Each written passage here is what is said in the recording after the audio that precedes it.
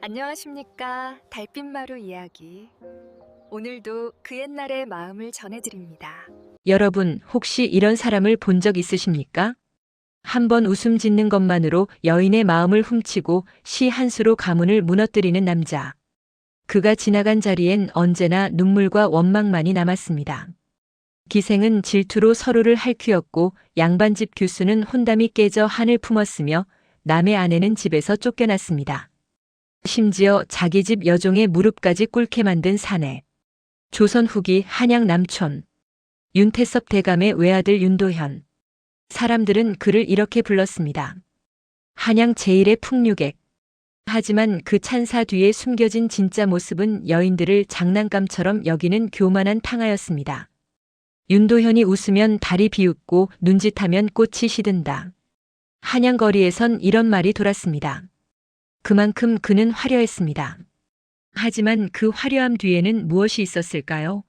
여인들의 마음을 내기의 대상으로 삼고 타인의 고통을 풍류라 착각하는 어리석음이 있었습니다.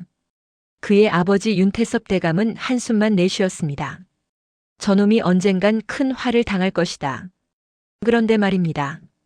이 오만방자한 사내가 어느 날 무릎을 꿇고 눈물을 흘렸습니다. 대체 무슨 일이 있었던 걸까요? 몰락한 양반의 딸 여종 소연. 그녀는 단 한 번도 그를 꾸짖지 않았습니다. 그런데 어찌하여 그토록 단단했던 도현의 마음이 무너져 내린 걸까요? 오늘은 여러분께 교만이 얼마나 사람을 망가뜨리는지 그리고 진정한 변화란 어디서 시작되는지를 보여주는 한 편의 이야기를 들려드리고자 합니다. 자, 그럼 함께 그 이야기 속으로 들어가 보시겠습니까? 조선 후기 한양 남촌에는 이름난 대지주 윤태섭 대감의 저택이 있었습니다. 기와 지붕이 겹겹이 이어진 그 집은 한양에서 손꼽히는 부잣집이었습니다. 윤태섭 대감은 젊은 시절 과거에 급제하여 벼슬길에 올랐고 늙어서는 물러나 전답과 상단을 경영하며 재산을 불렸습니다. 그에겐 외아들이 하나 있었으니 바로 윤도현이었습니다. 도현은 어려서부터 총명했습니다. 글을 배우면 단번에 외웠고 붓을 잡으면 선비들도 감탄할 만한 시를 지어냈습니다. 그런데 문제는 그의 외모였습니다. 아니, 정확히 말하자면 외모가 너무 뛰어났다는 게 문제였습니다. 얼굴은 옥처럼 맑고 눈빛은 별처럼 반짝였으며 입술에 걸린 미소는 여인들의 마음을 단번에 흔들어 놓았습니다. 15이 되던 해 도연은 처음으로 여인의 눈물을 보았습니다. 이웃집 교수가 담장 너머로 그를 훔쳐보다 붉어진 얼굴로 도망치는 모습이었습니다. 그날 밤 도연은 묘한 쾌감을 느꼈습니다. 아, 내 한 번 웃음에 저리도 흔들리는구나. 그 순간부터였습니다. 그가 여인들을 자신의 매력을 확인하는 도구로 여기기 시작한 것은 20살이 되자 도연의 명성은 한양 전체에 퍼졌습니다. 윤도현 도련님은 신선 같은 풍채의 시제가 뛰어나다더라. 처음엔 이런 칭찬이었습니다. 하지만 시간이 흐르면서 소문의 내용이 바뀌기 시작했습니다. 윤도현 여인들을 농락한다더라. 기생들이 그를 두고 서로 싸운다더라. 양반집 교수까지 유혹했다던데. 그해 봄 기방에서 벌어진 일이 한양을 떠들썩하게 만들었습니다. 복사꽃이 흐드러지게 핀 어느 봄밤 도연은 한양에서 가장 이름난 기방 취선로에 발을 들였습니다. 기생 초란과 운심이 좌우에 앉아 그를 모셨습니다. 초란은 가야금 솜씨가 일품이었고 운심은 춤이 뛰어났습니다. 둘 다 도현의 마음을 얻고자 애를 썼습니다. 도현이 술잔을 들어 한 모금 마시고는 은졸였습니다. 달빛은 둘을 비추건만 내 마음은 하나인 것을. 초란이 부드럽게 웃으며 물었습니다. 도련님, 그 하나는 누구이옵니까? 도현은 고개를 돌려 운심을 바라보았습니다. 봄바람에 흔들리는 꽃잎 같은 이가 아닐까? 운심의 얼굴이 환하게 밝아졌습니다. 그 순간 초란의 얼굴이 굳어졌습니다. 그런데 도연은 거기서 멈추지 않았습니다. 다시 초란을 보며 말했습니다. 하나 가야금 줄을 타는 그대 손길도 내 마음을 울리는구려. 초란이 다시 웃었고 이번엔 운심의 미소가 사라졌습니다. 술이 몇 순배 돌자 두 기생 사이의 공기가 싸늘해졌습니다. 운심이 먼저 입을 열었습니다. 언니, 도련님께선 제 춤을 더 좋아하시는 것 같아요. 초란이 가야금 줄을 튕기며 냉랭하게 답했습니다. 춤은 눈요깃거리일 뿐 마음을 움직이는 건 소리란다. 도연은 그 광경을 보며 피식 웃었습니다. 그리고 자리에서 일어나 말했습니다. 그대들이 다투는 모습도 풍류로다. 내일 또 보세. 그렇게 그는 유유히 기방을 나섰습니다. 다음 날 새벽 취선로에서는 울음소리가 터져 나왔습니다. 초란과 운심이 밤새 다투다 서로의 머리채를 잡고 싸웠던 것입니다. 기방 주인이 말렸지만 소용없었습니다. 윤도련님은 나를 더 좋아하셨어. 아니야, 나였어. 두 여인의 우정은 그렇게 산산이 부서졌습니다. 소문은 삽시간에 퍼졌습니다. 윤도현이 기생 둘을 두고 장난을 쳤다더라. 여인들의 마음을 내기 대상으로 삼는다던데. 하지만 도연은 개의치 않았습니다. 오히려 술자리에서 이렇게 말했습니다. 세상에 나를 원하는 여인이 많으니 내 어찌한 사람만 보겠소? 이것이야말로 풍류 아니겠소? 그로부터 며칠 뒤 도연은 또 다른 소문을 들었습니다. 이참봉의 딸 정화가 가야금 명인이라는 이야기였습니다. 도현의 호기심이 발동했습니다. 기생도 아닌 양반집 교수가 얼마나 잘 탄다고 그리 소문이 자자한가. 도현은 정중하게 이참봉 댁을 찾아갔습니다. 소인은 윤태섭 대감의 아들 도현이옵니다. 영애께서 가야금을 잘 타신다 하여 한번 듣고 싶어 이렇게 무례를 무릅쓰고 찾아왔습니다. 이참봉은 난처한 표정을 지었습니다. 윤가는 한양에서 손꼽히는 집안이었고 함부로 거절할 수도 없었습니다. 그러나 딸 정화는 아직 혼인 전이었습니다. 규수를 함부로 남자 손님 앞에 내볼 수는 없었습니다. 도련님의 뜻은 알겠으나 소녀가 아직 혼인 전이라 밖에 나서기 어렵습니다. 이참봉의 부인이 정중히 거절했습니다. 도연은 겉으로는 공손하게 고개를 숙였습니다. 그러하시군요. 소인의 경솔함을 용서하십시오. 하지만 그의 눈빛에는 묘한 빛이 어렸습니다.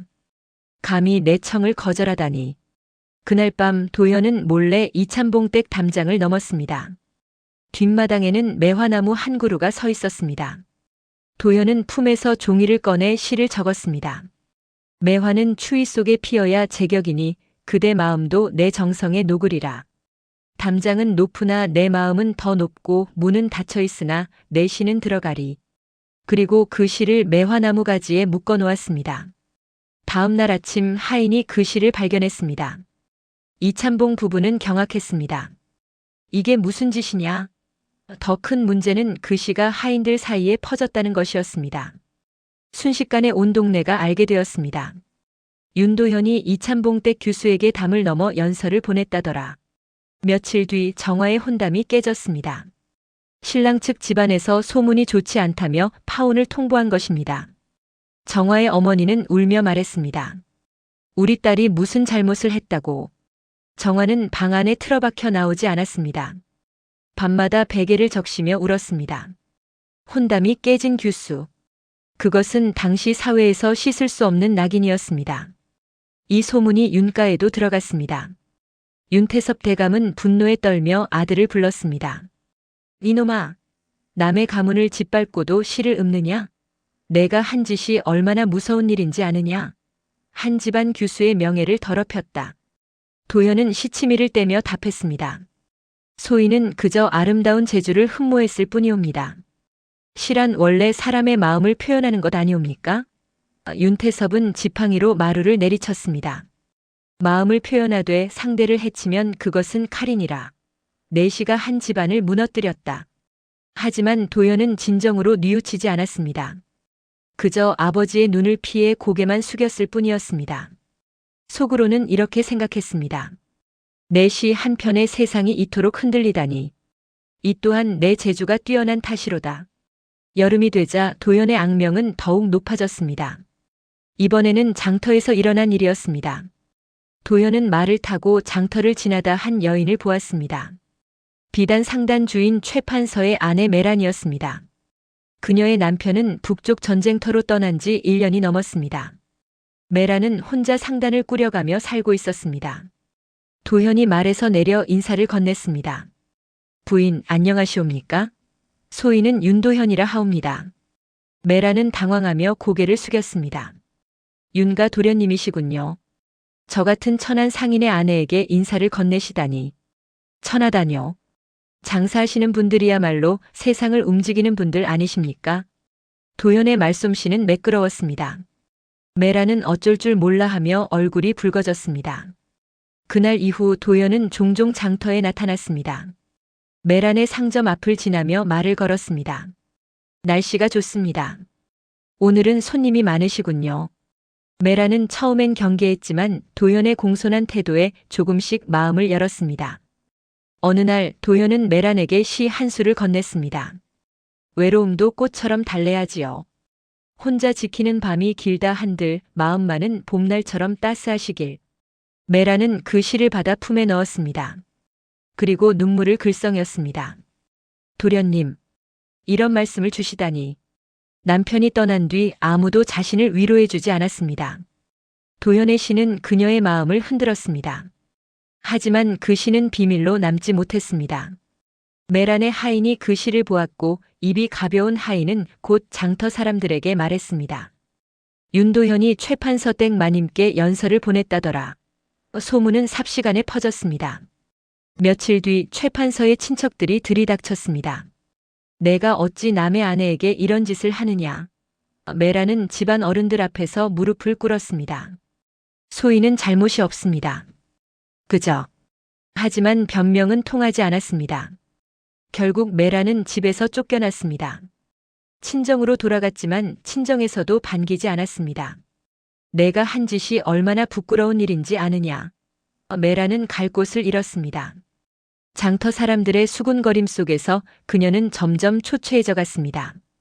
도연은 그 소식을 듣고도 별다른 반응을 보이지 않았습니다. 술자리에서 누군가 물었습니다. 도련님, 최판서 댁 마님 일 들으셨습니까?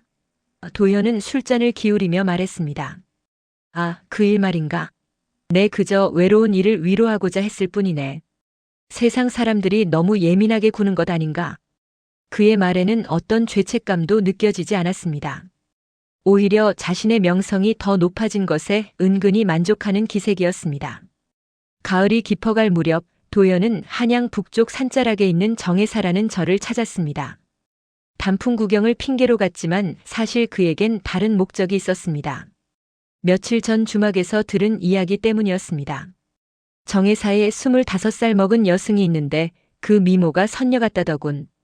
속세를 버렸다지만 그 얼굴을 보면 부처님도 마음이 흔들릴 것 같다네. 도현의 호기심이 발동했습니다. 여승이라. 속세를 등진 여인의 마음을 흔들 수 있다면 그것이야말로 진짜 풍류가 아니겠는가. 절에 도착하자 도연은 시주를 핑계로 법당을 찾았습니다. 그곳에서 그는 해란 스님을 보았습니다. 소문은 거짓이 아니었습니다. 회색 장삼을 입은 그녀의 모습은 속세의 여인들과는 다른 청아한 아름다움이 있었습니다. 눈빛은 맑았고 염주를 굴리는 손길은 고요했습니다. 도연은 정중하게 절을 올렸습니다. 스님, 시주를 올리고자 합니다. 해란 스님은 고개를 숙이며 답했습니다. 시주의 마음을 부처님께서 받으실 것입니다. 하지만 도연은 그냥 돌아가지 않았습니다. 스님, 한 가지 여쭤도 되겠습니까? 속세를 떠나면 정말 마음이 편안해지는 것인지요? 해란 스님은 잠시 침묵하다 말했습니다. 번뇌를 버리면 편안함을 얻습니다. 하나 그 길은 쉽지 않습니다. 그렇다면 스님께선 속세의 인연을 완전히 끊으신 것입니까? 도연의 질문은 점점 대담해졌습니다. 해란 스님의 얼굴에 미세한 동요가 스쳤습니다. 시주께서는 무엇이 궁금하신 것입니까? 도연은 부드럽게 웃으며 말했습니다. 다름이 아니라 스님께서 예전에 어떤 삶을 사셨는지 궁금해서입니다. 해란 스님은 고개를 저었습니다. 과거는 의미가 없습니다. 지금 이 순간만이 중요할 뿐입니다. 그날 이후 도연은 일주일에 2~3번씩 절을 찾았습니다. 처음엔 시주를 핑계로, 나중에는 불경에 대해 묻는다는 핑계로 해란 스님과 이야기를 나누었습니다. 해란 스님은 거절하지 않았습니다. 시주가 불법을 묻는데 승려로서 외면할 수 없었기 때문입니다. 그러던 어느 날 도연은 한 권의 책을 가져왔습니다. 시집이었습니다. 스님, 이 시를 보시면 어떤 생각이 드시는지 여쭙고 싶습니다. 해란 스님은 난처한 표정을 지었습니다. 시주, 저는 속세의 시를 읽지 않습니다. 하나 불경도 글이고 시도 글 아니겠습니까? 부처님의 가르침도 결국 말과 글로 전해지는 것 아닙니까? 도연의 말솜씨는 교묘했습니다. 해란 스님은 할 수 없이 그 시집을 받아들었습니다. 며칠 뒤 도연은 다시 찾아와 물었습니다. 스님, 그 시를 읽어보셨습니까? 해란 스님은 고개를 저었습니다. 아직 읽지 못했습니다. 하지만 그녀의 눈빛이 흔들리고 있다는 것을 도연은 알아챘습니다. 다음 주 도연은 절 마당에서 해란 스님을 만났습니다. 그녀는 그 시집을 돌려주며 말했습니다. 시주, 이제 그만 오시는 것이 좋겠습니다.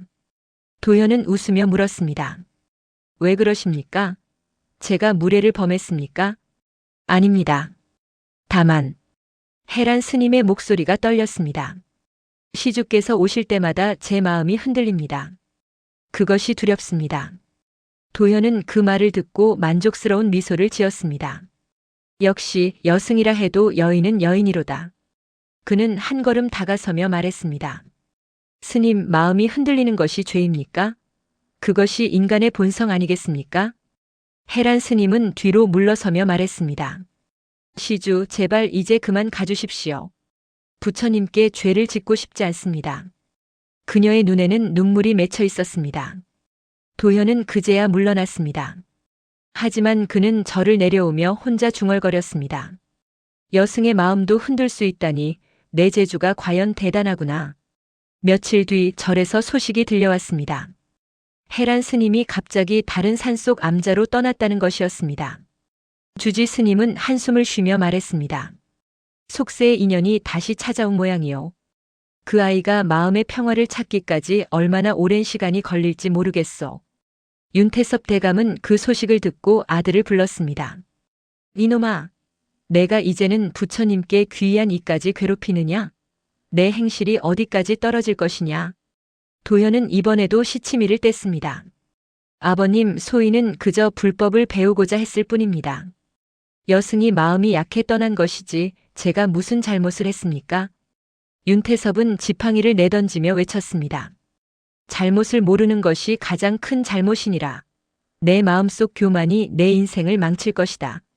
하지만 도연은 여전히 고개를 돌렸습니다. 그는 속으로 생각했습니다. 여승까지 내 앞에서 무릎 꿇었으니 이 세상에 내가 흔들지 못할 여인이 있겠는가. 그의 교만은 하늘을 찌를 듯 높아졌습니다. 그해 겨울 윤가 안채에서 또 다른 사건이 일어났습니다. 이번에는 집안 여종들이 그 대상이었습니다. 윤가에는 10명이 넘는 여종이 있었습니다. 그 중에서도 복녀는 21살의 젊은 여종이었습니다. 그녀는 윤가에서 태어나 자란 솔직하고 순박한 아이였습니다. 도연의 옷을 빨고 방을 청소하고 밥상을 날랐습니다. 어느 날 복녀가 도연의 도포를 다리다가 실수로 옷자락에 물을 엎질렀습니다. 도연은 그 모습을 보고 웃으며 말했습니다. 복녀야, 내가 실수를 했으니 벌을 받아야겠구나. 복녀는 황급히 무릎을 꿇었습니다. 도련님, 용서해 주십시오. 다시는 이런 실수하지 않겠습니다. 도연은 천천히 다가가며 말했습니다. 벌이라 해서 매질을 하는 것은 아니다. 그저 무릎으로 사죄하거라. 지금 이 자리에서. 복녀는 어쩔 수 없이 마루 한가운데서 무릎을 꿇었습니다. 다른 여종들이 그 광경을 보고 있었습니다. 누군가는 고개를 돌렸고 누군가는 눈물을 삼켰습니다. 도연은 웃으며 말했습니다. 한식경이 지나면 일어나도 좋다. 그리고는 방으로 들어가 버렸습니다. 복녀는 1시간 내내 무릎을 꿇고 있어야 했습니다. 겨울 바람이 불어오는 툇마루에서 그녀의 무릎은 점점 시려왔습니다. 그날 밤 여종들이 모여있는 방에서 복녀는 울음을 터뜨렸습니다.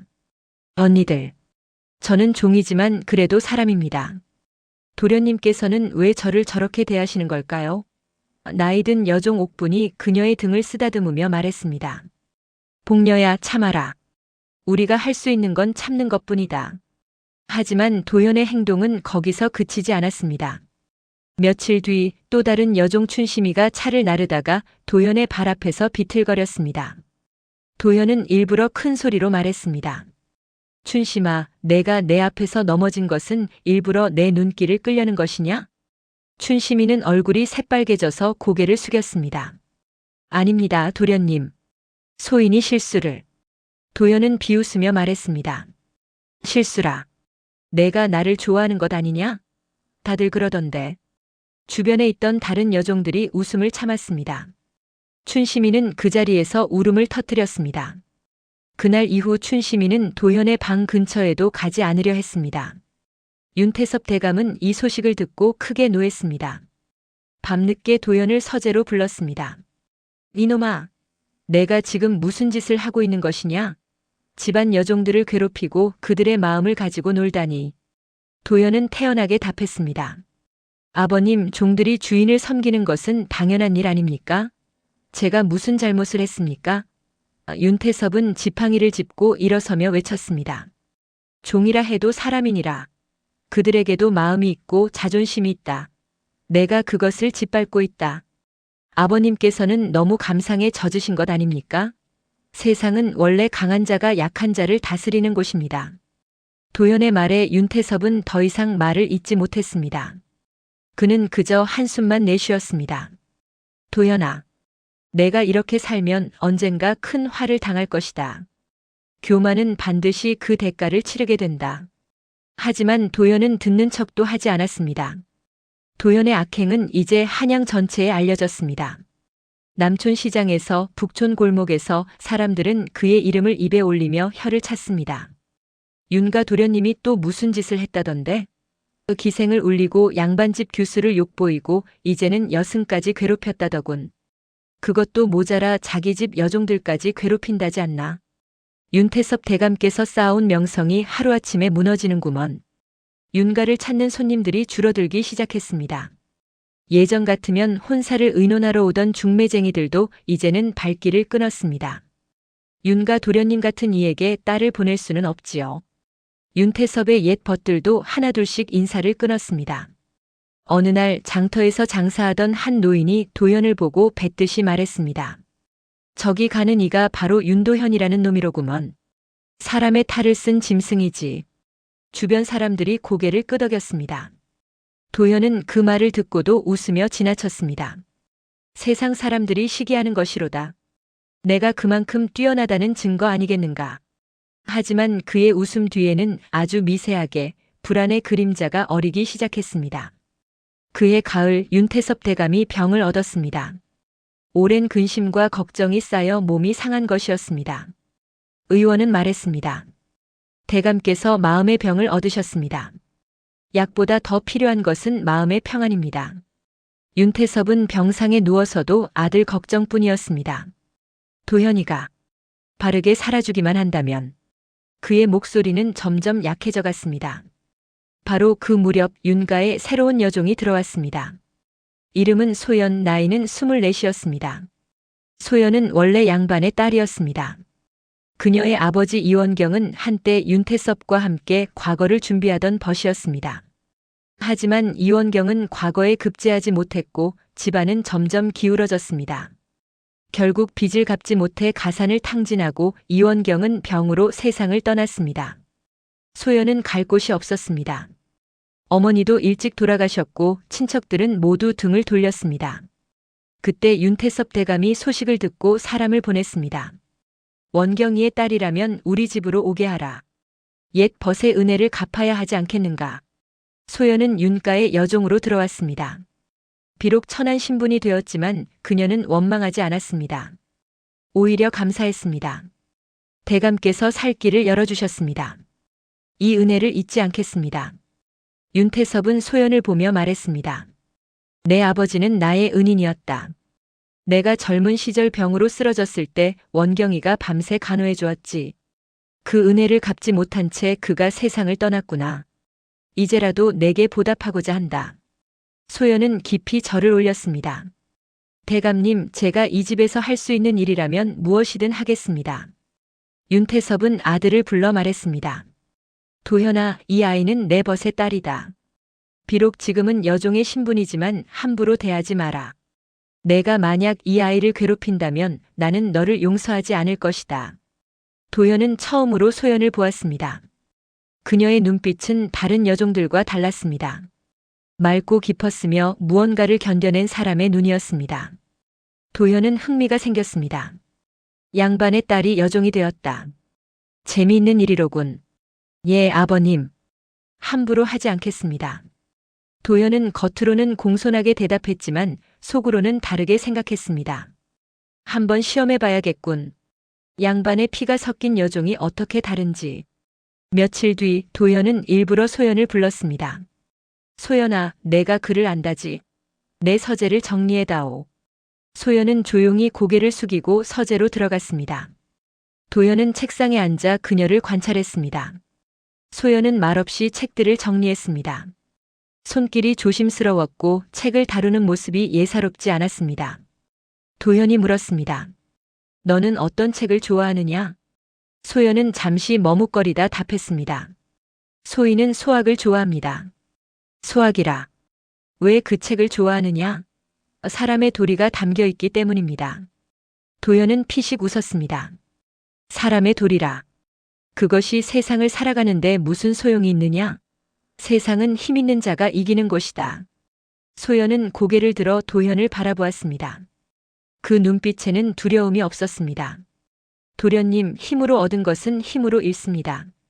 하지만 도리로 얻은 것은 영원히 남습니다. 도현은 그 말에 순간 멈칫했습니다. 지금까지 감히 자신에게 이런 식으로 말하는 사람은 없었습니다. 그는 불편한 기분을 느꼈습니다. 내가 감히 나에게 훈계를 하느냐? 소연은 조용히 고개를 숙였습니다. 아닙니다, 도련님. 소희는 그저 제가 알고 있는 것을 말씀드렸을 뿐입니다.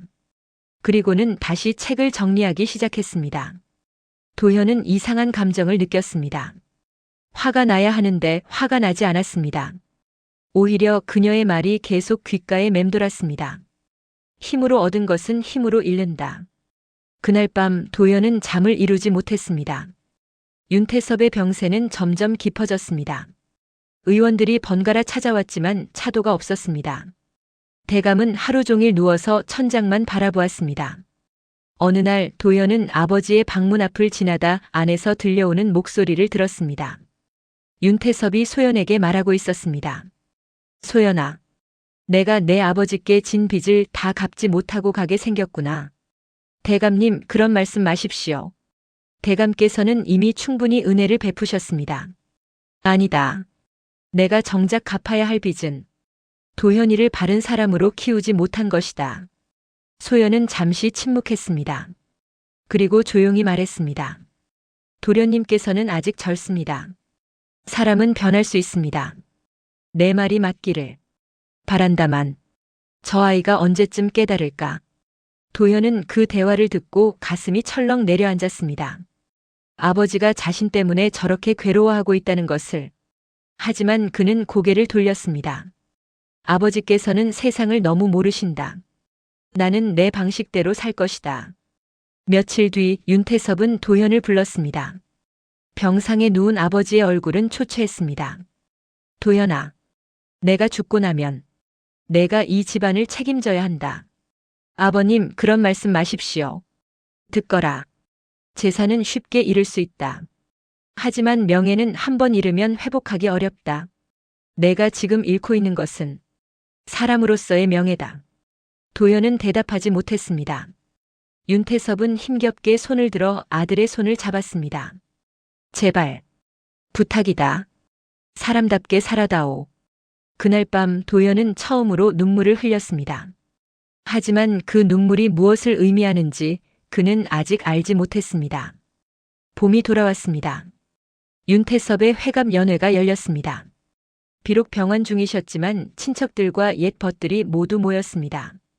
도현은 이날을 위해 한양에서 가장 이름난 기생들을 불러 모았습니다. 연회장은 화려했습니다. 등불이 환하게 밝혀졌고 음식이 가득 차려졌습니다. 기생들이 노래하고 춤추었습니다. 도현은 그 한가운데 앉아 술잔을 기울였습니다. 그때 소연이 조용히 들어와 등불을 정리하기 시작했습니다. 도현은 일부러 큰 소리로 말했습니다. 여러분, 저기 있는 여종을 보십시오. 저 아이는 양반의 딸이었답니다. 하지만 지금은 우리 집 여종이지요. 세상이란 참으로 무상한 것 아니겠습니까? 사람들이 웃었습니다. 소연은 고개를 숙인 채 계속 일을 했습니다. 도연은 더욱 신이 나서 말을 이었습니다. 신분이란 것이 얼마나 덧없는지 보십시오. 어제의 양반이 오늘의 종이 되는 것을. 그때 소연이 조용히 일어나 도연 앞으로 다가왔습니다. 그리고 낮은 목소리로 말했습니다. 도련님, 밤이 깊었습니다. 대감께서 쉬고 계십니다. 그 짧은 한마디였습니다. 하지만 그 말에는 묘한 힘이 있었습니다. 연 회장의 웃음소리가 잦아들었습니다. 사람들이 서로를 바라보았습니다. 누군가 기침을 했습니다. 도연은 당황했습니다. 소연은 그를 꾸짖지 않았습니다. 명령하지도 않았습니다. 그저 사실을 말했을 뿐이었습니다. 하지만 그 한마디가 연회의 분위기를 완전히 바꿔버렸습니다. 기생들이 하나둘 자리에서 일어났습니다. 손님들도 인사를 하고 돌아가기 시작했습니다. 도연은 그 광경을 멍하니 바라보았습니다. 대체 무슨 일이 일어난 것인가? 연회가 끝나고 도연은 혼자 마당에 서 있었습니다. 달빛이 차가웠습니다. 그는 처음으로 외로움을 느꼈습니다. 주변에 사람은 많았지만 진심으로 자신을 아끼는 사람은 아무도 없다는 것을, 그들은 모두 그의 재산과 권세를 보고 모여든 것뿐이라는 것을. 소연이 등불을 들고 지나갔습니다. 도연은 무의식 중에 물었습니다. 소연아, 너는 나를 어떻게 생각하느냐? 소연은 잠시 멈춰 섰습니다. 그리고 조용히 답했습니다. 사람은 미움을 이겨야 바뀝니다. 미움으로는 그 어떤 마음도 고치지 못합니다. 그리고는 조용히 사라졌습니다. 도연은 그 자리에 한참 동안 서 있었습니다. 그의 가슴 한구석에서 무언가가 천천히 무너지기 시작했습니다. 연회가 끝난 그날 밤 도연은 잠을 이룰 수 없었습니다. 방 안을 서성이다가 창문을 열고 밤하늘을 바라보았습니다. 별들이 차갑게 빛나고 있었습니다. 갑자기 귓가에 소리가 들려왔습니다. 기생 초란의 울음소리, 규수 정화의 한숨소리, 여승 해란의 떨리는 목소리, 여종 복녀의 흐느낌. 그 모든 소리가 한꺼번에 밀려왔습니다. 도연은 머리를 감싸 쥐었습니다. 그만하라. 하지만 소리는 멈추지 않았습니다. 아니, 그것은 실제 소리가 아니었습니다. 그의 마음속에서 울려 퍼지는 양심의 소리였습니다. 그는 마루에 주저앉았습니다. 지난 날들이 주마등처럼 스쳐 지나갔습니다. 자신이 웃을 때마다 누군가 울었습니다. 자신이 즐거워할 때마다 누군가 상처받았습니다. 자신이 자랑스러워할 때마다 누군가의 인생이 무너졌습니다. 나는 대체 무엇을 한 것인가? 도연의 입에서 신음이 새어나왔습니다. 그때 문 밖에서 소연의 목소리가 들려왔습니다. 도련님, 괜찮으십니까? 도연은 황급히 눈물을 닦았습니다. 아무것도 아니다. 돌아가거라. 하지만 소연은 조용히 문을 열고 들어왔습니다. 손에는 따뜻한 차 한 잔이 들려 있었습니다. 밤이 깊었습니다. 차 한 잔 드시고 주무십시오. 도연은 차를 받아들었습니다. 손이 떨렸습니다. 소연은 그 모습을 보고도 아무 말 하지 않았습니다. 그저 조용히 앉아 기다렸습니다. 한참 뒤 도연이 입을 열었습니다. 소연아, 나는 사람 구실을 할 수 있을까? 그의 목소리는 떨리고 있었습니다. 소연은 잠시 생각하다 답했습니다. 스스로 부끄러움을 아는 사람은 이미 반쯤은 바뀐 것입니다. 도연은 그 말을 듣고 무릎을 꿇었습니다. 그리고 처음으로 진심으로 눈물을 흘렸습니다. 나는 너무 많은 사람을 해쳤다. 너무 많은 마음을 짓밟았다. 이제 와서 어떻게 해야 하는가? 소연은 조용히 말했습니다. 도련님, 잘못을 깨닫는 것이 시작입니다. 그리고 그 잘못을 바로잡으려 노력하는 것이 다음입니다. 시간이 걸리더라도 한 걸음씩 나아가시면 됩니다. 그날 밤 도연은 새벽까지 울었습니다. 그리고 마음속으로 다짐했습니다. 나는 바뀌어야 한다. 반드시 바뀌어야 한다. 다음 날부터 도연의 생활이 바뀌기 시작했습니다. 그는 기방에 가지 않았습니다. 술자리를 피했습니다. 대신 새벽마다 일어나 아버지의 병상 옆에 앉았습니다. 윤태섭은 아들의 변화를 보고 놀라워했습니다. 도연아, 내가 어찌 된 일이냐? 도연은 고개를 숙이고 답했습니다. 아버님 용서해 주십시오. 제가 너무 늦게 깨달았습니다. 윤태섭의 눈에서 눈물이 흘렀습니다. 내가 깨달았구나. 그는 아들의 손을 꼭 잡았습니다. 늦지 않았다. 아직 늦지 않았다. 도현은 집안 여종들을 하나하나 찾아갔습니다. 복녀에게 무릎을 꿇고 사과했습니다. 복녀야, 내가 너를 사람으로 대하지 않았다. 용서해다오. 복녀는 놀라서 어쩔 줄 몰라 했습니다. 도련님, 이게 무슨... 아니다. 나는 용서받을 자격이 없다. 하지만 내가 잘못했다는 것만은 알아주었으면 한다. 복녀는 울음을 터뜨렸습니다. 도련님, 소인은 이미 용서했습니다. 도현은 윤가의 재산 일부를 떼어 기생 초란과 운심에게 보냈습니다. 그리고 편지를 썼습니다. 내가 그대들의 우정을 망쳤소. 이것으로 내 잘못이 씻어지지는 않겠지만 부디 이 돈으로 새로운 삶을 시작하시오. 이참봉 댁에도 사람을 보냈습니다. 정화의 명예를 회복시키기 위해 한양 전체에 방을 붙였습니다. 이참봉 영의 정화는 덕이 높고 재주가 뛰어난 분이옵니다. 소인 윤도현의 경솔함으로 누를 끼쳤으니 이제 바로잡고자 합니다. 정화의 새로운 혼담이 들어왔습니다. 이참봉 부부는 눈물을 흘리며 말했습니다. 윤가 도련님께서 우리 딸의 명예를 되찾아 주셨구려. 최판서 댁의 메란에게도 편지를 보냈습니다. 부인, 제가 큰 죄를 지었습니다. 부디 용서해 주십시오.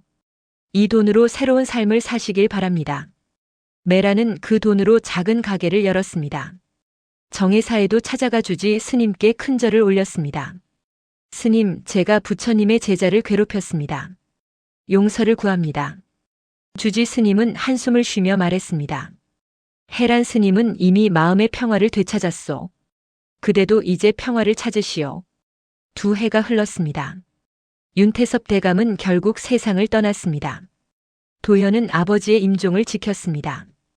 윤태섭은 마지막 순간 아들의 손을 잡고 말했습니다. 도현아, 잘 살 거라. 내가 바뀐 모습을 보니 이제 마음이 편하구나. 아버지의 장례를 치른 뒤 도현은 결단을 내렸습니다. 윤가의 재산 대부분을 가난한 이들을 위해 내놓았습니다. 그리고 한양 북촌에 작은 서당을 열었습니다. 서당 이름은 성신당이었습니다. 마음을 바르게 한다는 뜻이었습니다. 도현은 그곳에서 아이들에게 글을 가르쳤습니다. 너희는 글을 배울 때 먼저 사람의 도리를 배워야 한다. 글이란 것은 사람의 마음을 담는 그릇이니라. 아이들은 도현을 따랐습니다. 그는 더 이상 화려한 옷을 입지 않았습니다. 소박한 도포를 입고 머리를 단정하게 빗었습니다. 그의 얼굴에서는 옛날의 교만함이 사라지고 온화함이 자리 잡았습니다. 서당 툇마루 옆에는 매화 화분 하나가 놓여 있었습니다. 소연이 두고 간 것이었습니다. 봄이 되면 그 매화가 피어났고 도연은 그 꽃을 보며 향 하나를 피웠습니다. 어느 봄날 도연은 장터를 지나다 한 무리의 아이들을 보았습니다. 고아들이었습니다. 그 아이들을 돌보는 여인이 있었습니다. 멀리서 보아도 알 수 있었습니다. 바로 소연이었습니다. 도연은 천천히 다가갔습니다. 소연은 아이들에게 밥을 나눠주고 있었습니다. 그녀의 얼굴에는 평화로운 미소가 있었습니다. 소연. 도현이 조용히 불렀습니다. 소연은 고개를 들었습니다. 그리고 부드럽게 웃었습니다. 도련님. 아니, 이제는 선생님이라 불러야겠군요. 자네는 언제 윤가를 떠난 것인가? 1년 전입니다. 대감께서 돌아가시고 도련님께서 바른 길을 가시는 것을 본 뒤에 떠났습니다. 제 역할은 끝났다고 생각했습니다. 도현은 고개를 깊이 숙였습니다. 소연. 아니, 은인이시여. 그대가 없었다면 나는 여전히 어둠 속을 헤매고 있었을 것이요. 소연은 고개를 저었습니다. 아닙니다. 도련님께서 스스로 깨달으신 것입니다. 저는 그저 곁에 있었을 뿐입니다. 아니요. 그대는 나에게 사람의 도리를 가르쳐 주었소. 그대는 나를 구원해 주었소. 도연의 눈에서 눈물이 흘렀습니다. 소연은 부드럽게 말했습니다. 도련님, 사람은 누구나 실수를 합니다. 중요한 것은 그 실수를 인정하고 바로잡으려는 마음입니다. 도련님께서는 그것을 해내셨습니다. 두 사람은 한동안 말없이 서 있었습니다. 봄바람이 불어왔습니다. 도연은 품에서 작은 주머니를 꺼내 소연에게 건넸습니다. 이것으로 아이들을 돌보시오. 그리고 가끔 서당에 들러주시오. 내가 잘 살고 있는지 지켜봐 주시오. 소연은 그 주머니를 받으며 웃었습니다. 그러겠습니다, 선생님. 도연은 깊이 절을 올렸습니다. 소연도 절을 받았습니다. 그렇게 두 사람은 헤어졌습니다. 도현은 서당으로 돌아오는 길 하늘을 올려다보았습니다. 구름 사이로 햇살이 비치고 있었습니다. 그는 조용히 중얼거렸습니다. 그대가 내게 가르쳐준 것은 사랑이 아니라 사람의 도리였소. 그 가르침을 평생 가슴에 새기고 살겠소. 매화 향기가 바람을 타고 흘렀습니다. 도현은 눈을 감았습니다.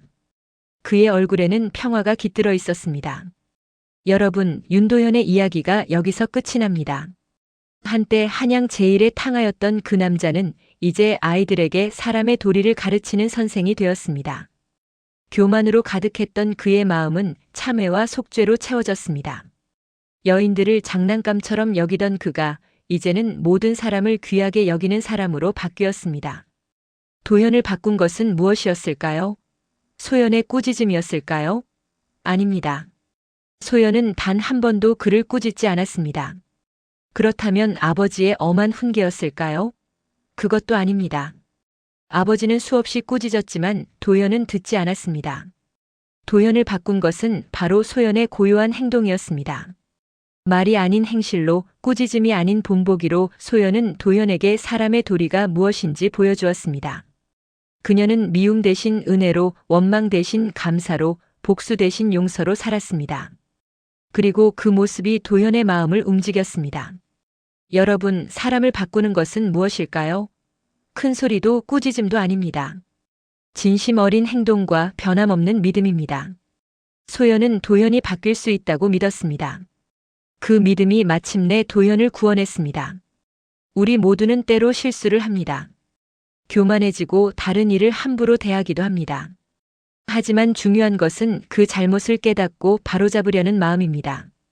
도현처럼 우리도 스스로를 돌아보고 변화할 수 있습니다. 그리고 우리 곁에도 소연 같은 사람이 있을지 모릅니다.